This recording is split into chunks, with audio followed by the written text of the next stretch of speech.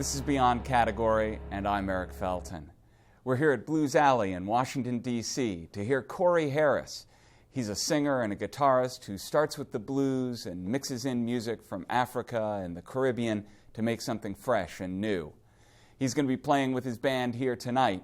We get to check him out right now.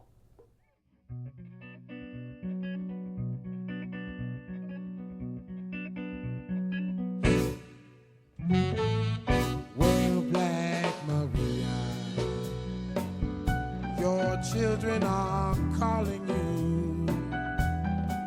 They walk 1,000 miles, even the poor, sick, and the lame. High in Zion, the faithful keep their fires burning for you. Your black hand worn bare till the brass shine through. Children have kissed you there, kisses sweeter than the morning dew. Mama Africa, where the white meets the blue night. Black Maria, first in line. Mother true, divine. Indigo, my heart, mother of humanity. Mother Mary can't replace you. A million armies, they can't erase you, you.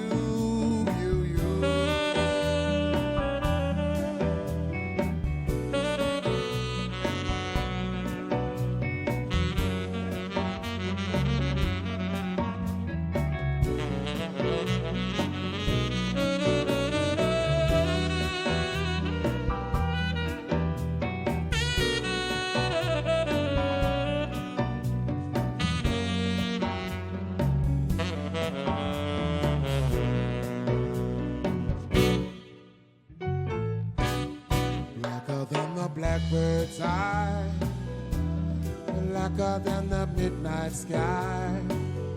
Black Maria like a bird at sea, wings on the wind eternally. Blacker than the blackbird's eye, blacker than the midnight sky. Black Maria like a bird at sea, wings on the wind eternally.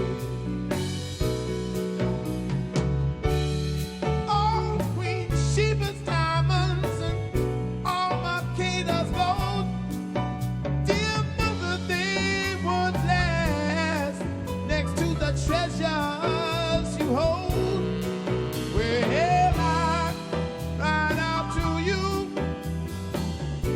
you knew my name, still your blessing come down, just like showers of rain, showers of rain.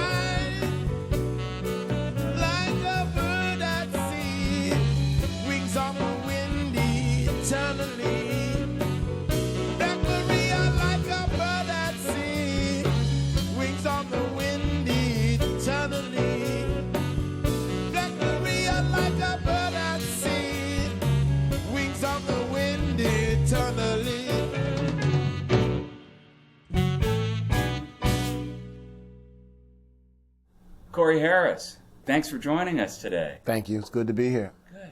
So tell us about that first song. First tune is called Black Maria, and the inspiration is drawn from the knowledge of all the Black Madonnas that can be seen in Europe and also in Africa. And so it's an ode to womanhood, an ode to African womanhood.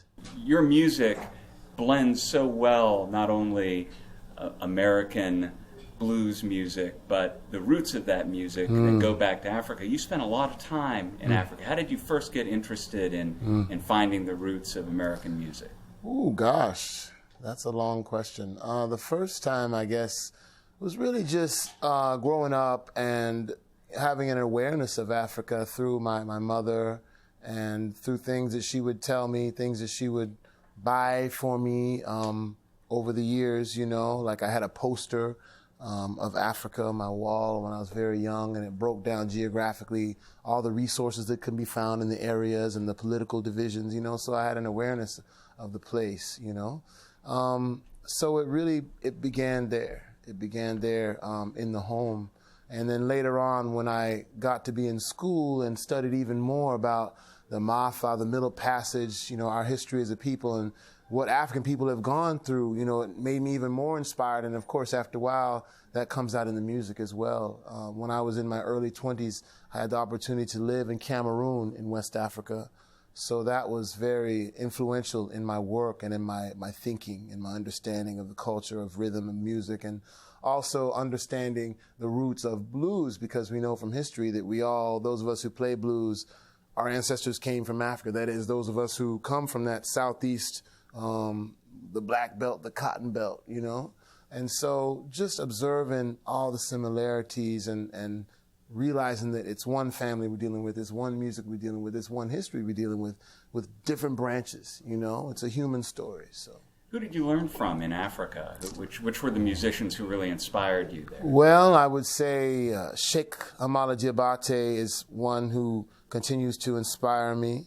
Mamadou Kouyaté from Guinea. Sheikh Amala Diabate is from Mali. Mamadou Kouyaté is from Guinea. But I think my biggest influence would be Ali Farka Touré. Ali Farka Touré, I did a documentary film with him that was directed by Martin Scorsese that came out in 2003 called Feel Like Going Home, where we did a survey basically of blues in Mississippi, the history of the blues in America, and then we went over to Mali, interviewed Ali Farka Touré as well. And also I did a record with him called Mississippi to Mali, which is on Rounder Records. And most recently I finished a book on Ali Farka Touré, which I went to Kickstarter to get the funding for that. And I received the funding in 2011. The book came out about this time last year. So it's called Jatigi, The Life and Music of Ali Farka Touré. One of the things that you had noted about Ali Farka Touré and his music is that you said he's one of the first people you ever met who was a great musician who didn't think of himself first and foremost as a musician. Right. It's a very important distinction because our lives as people inform our art. And so we have to have a life. We have to take out the trash and change the diaper. We got to go to work. You know, we got to do those mundane tasks as well as take care of people in our families and sort of things. So we have something to sing about.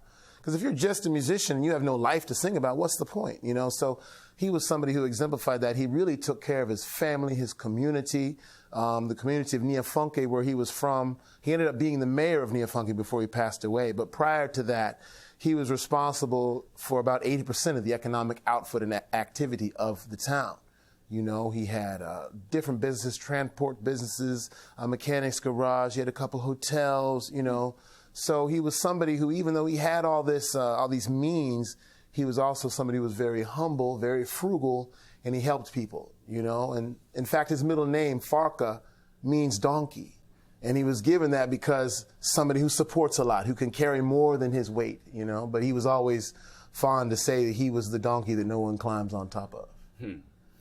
Well, we love hearing you with the whole band, but you're such a great guitar player and in that blues tradition of playing guitar and singing. I'd love to have you do something guitar solo and singing. What could you do for us next? There's a tune that I wrote called Fulton Blues from my newest record of the same name.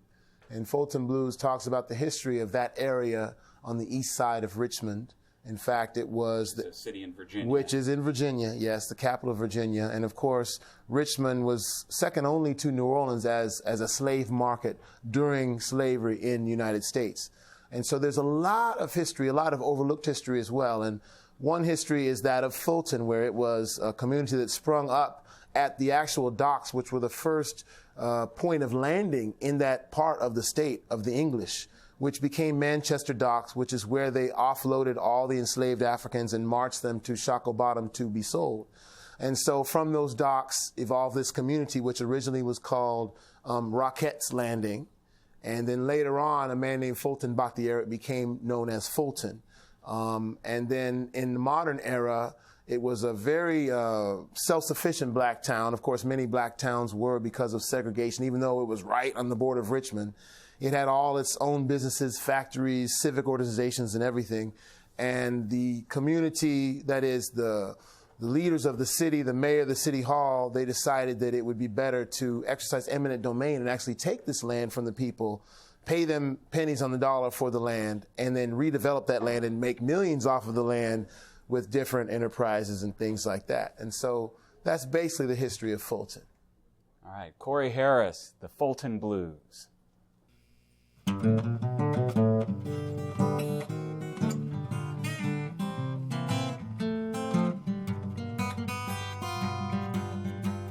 Well, Fulton, Fulton, what done happened to you? Well, Fulton, Fulton, what done happened to you? Seem like every day where the people cry in the news.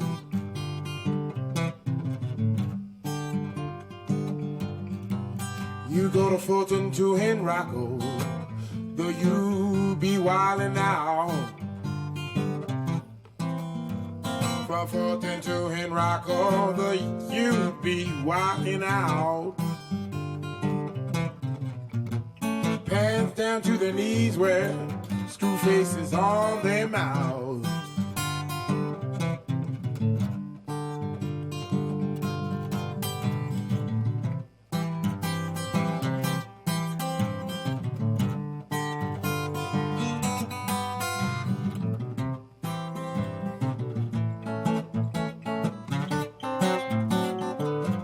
That's the Fulton Blues.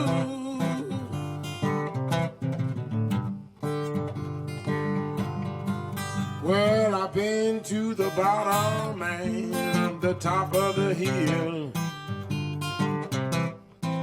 Well, I've been to the bottom and the top of the hill.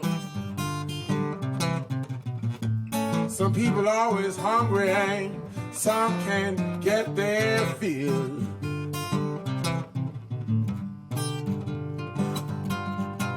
You go to Mountain Avenue down in Richmond town. Mountain Avenue down in Richmond town. Them rebels look like devils. I guess I'm Fulton bound.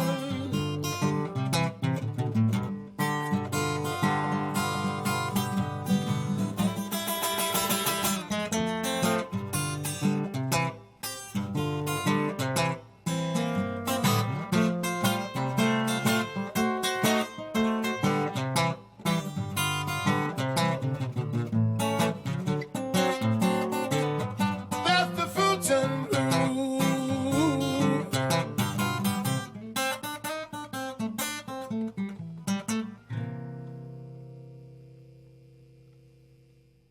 Corey Harris, Fulton Blues, all about taking people's land away. Mm-hmm. You know, that's something that speaks to people all over the world. It's a problem in Kenya, it's a problem in China, and it happens in the U.S. where powerful people are able to use the law, sometimes outside of the law. But it makes me think about how blues touches on the things in life that matter to people. Mm-hmm. I've heard you say that the blues is the book of life.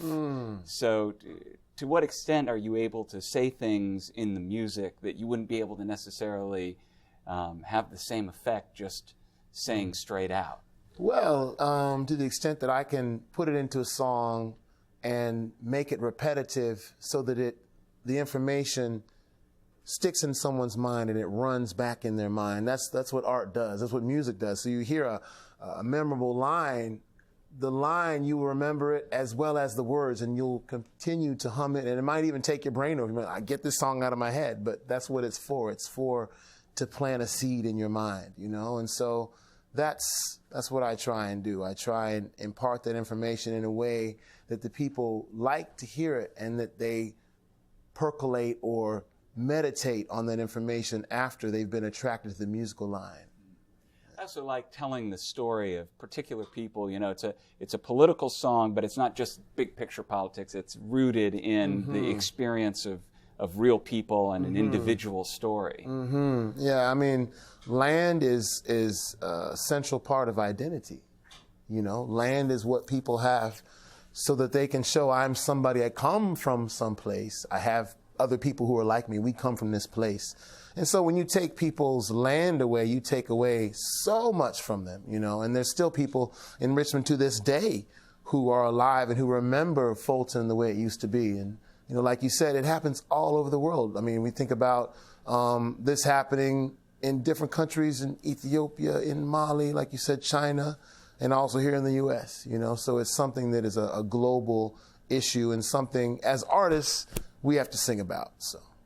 Well, I'd love to hear you sing about something else as well. So what else could you do for us? Well, you know, we have to sing love songs. You know, we have to love. We have to take care of one another. We have to form relationships because as human beings, that's what defines our time on this earth is the quality of our relationships, whether they be work, your friends, people you barely know, your neighbors are the ones that you love the most, you know. And so this tune was called Black Woman Gates, and it's just that feeling of being away from home. I might be on tour somewhere and I want to get home to my woman, you know, and get home and recharge so I can go out again and do what I have to do. Terrific. Yeah. Corey Harris.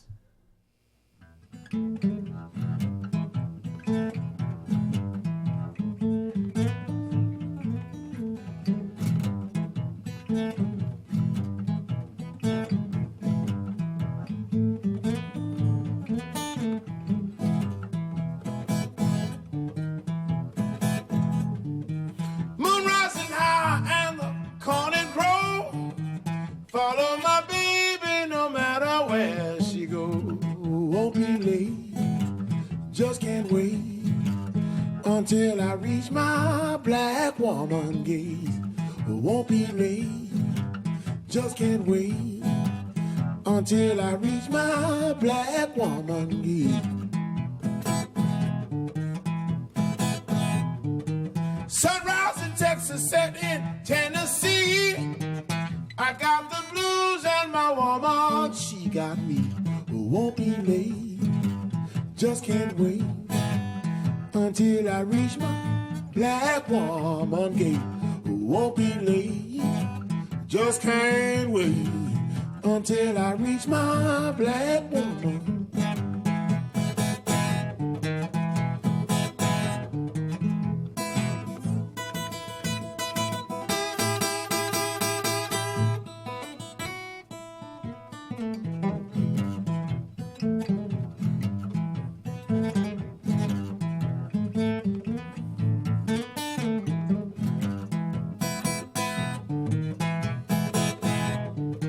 Six shaggy puppies, one old mangy hound. Take all them dogs just to run my rider down. Won't be late, just can't wait until I reach my black. Won't be late, just can't wait until I reach my black woman gate. Won't be late, just can't wait until I reach my black woman gate.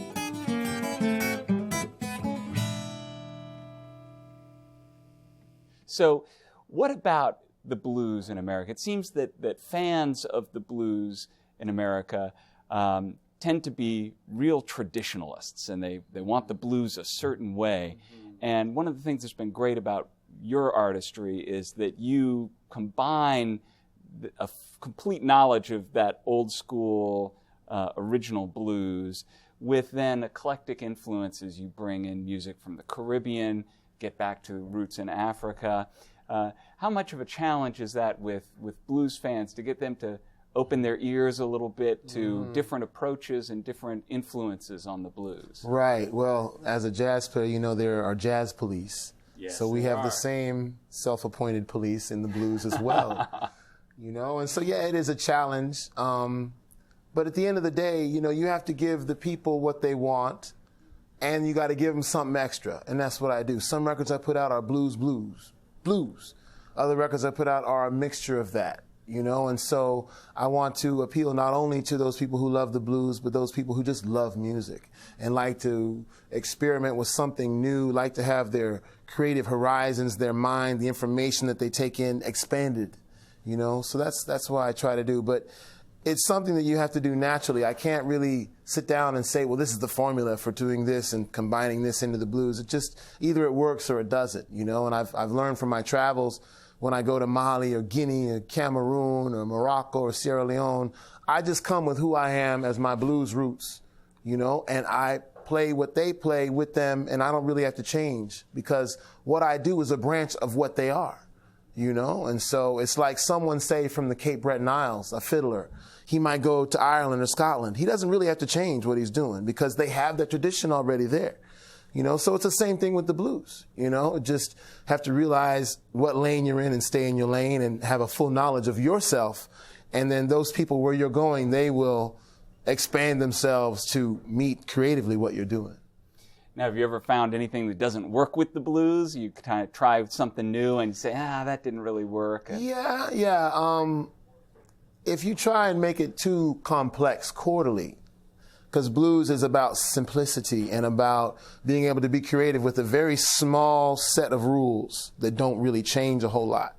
So if you, say, try and put in, say, a classical sort of feel to the blues and have a lot of movement and sections and different chords and counterpoint, well, it's like blues fans won't be drawn by that because that's not the history of the blues. And so each music reflects the history that it came out of. Classical music was commissioned by kings and royalty, and so it's reflected in the way the music is set. It's very complex. You got to pay people to do this and ponder, whereas European folk music is more like the blues. It's like very simple, a few chords, let's dance, let's have some rhythm, let's sing, let's drink, whatever, so that's the difference. Well, I'd love to hear you with the whole band again, get everybody up and do one more tune for us. Let's do it. All right. What can you do for the last tune? Well, this last tune is a tune I wrote called A Blues. And really it was supposed to be a blues, but it happens to be in the key of A. The key of A, so it's an A blues. So it's a meditation on really capital punishment. And the last line in the song is, I wonder why they kill the prisoners when it's late at night, because the current is that much stronger when all the people have turned out the lights. So, in light of all the things going on in the justice system nowadays, and I read that 125 people this year, that is last year, were exonerated. One man was in prison for 39 years. And the person who put him in there said, you know what, I lied, he didn't do it. So there's got to be artists who come out and say something about this, because with the blues, it's the news of what's going on. It's not to be something preserved and put in formaldehyde and put in the mason jar and taken out when we want to have a good time. It's really something like a living art. You think about people like Robert Johnson. They were not trying to be old bluesmen. They were young people. They were 19 and 20 years old playing young people's music, and their elders were not listening to this music. You know what I mean? And so in the spirit of that music, we have to keep on going and realize this is something that's commenting on the situation and expressing what's going on so that people can know what's going on. Because it's not just about the news and looking on the internet. It's really about the information that the music and the culture and that arts gives us. So blues is a part of that. Corey Harris.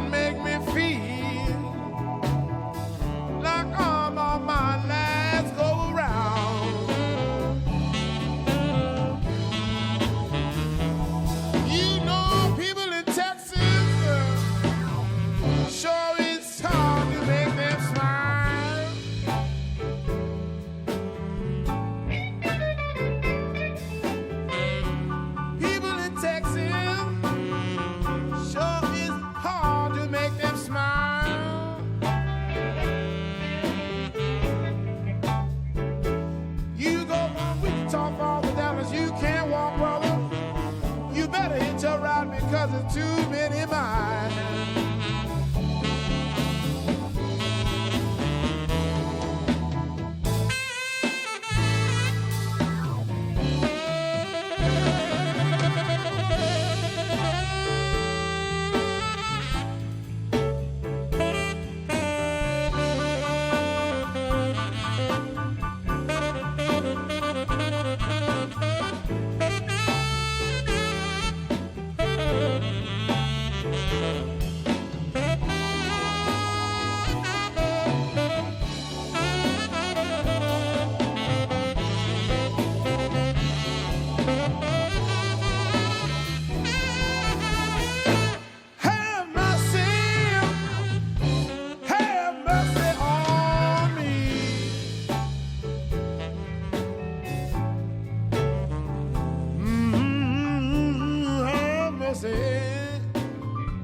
You know, have mercy on me.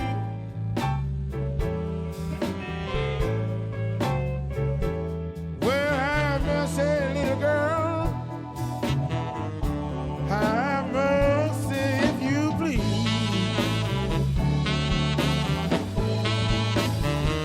I wonder why they kill the prisoner when it's late at night.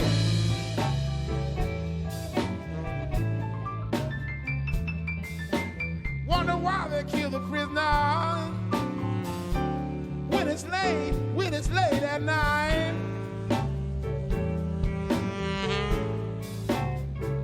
Well, the current that much stronger when the people have turned out all the lights. That's electric chair in the penitentiary.